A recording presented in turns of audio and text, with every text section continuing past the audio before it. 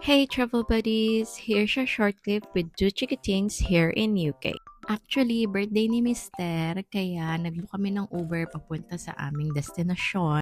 First time na mga bata dito pero kami mag-asawa, this is our second time. This is the Hugs Back Hotel and Spa in Farnham. I think 15 to 20 minutes drive away to sa lugar namin. It depends sa traffic. So we're going to stay here overnight. During our stay, it includes the indoor pool, sauna, jacuzzi, and kids pool. May gym din dito but I'm not sure if included siya sa stay.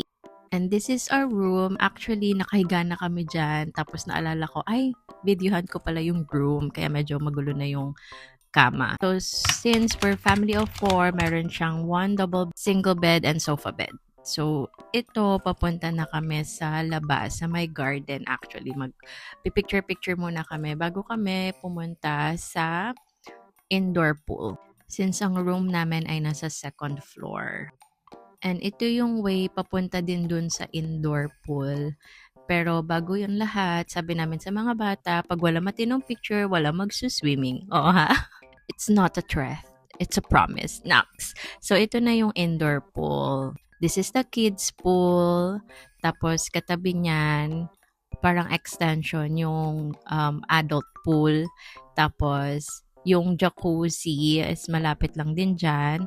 And meron ding sauna. During this time, may iba kaming kasama. So, hindi ko siya na-videohan lahat talaga. Pero good thing na din naman, wala silang kasabay dito sa kids pool, kiddie pool. So, ayan. Kaya talagang nag-enjoy ang mga bagets, swimming. And ito yung adult pool. Hindi siya ganun kalakihan, sakto lang. And mabuti na din, hindi ganun kadaming tao, so hindi siya crowded talaga. And of course, bawal ang bata talaga dito sa adult pool without any adult supervision. So on this video, more on pool lang talaga yung makikita nyo. Hindi ako nakapag-video outside. So ang goal naman talaga dito ay makapag-enjoy, especially the kids and the birthday boy. So yun lang. Thank you for watching!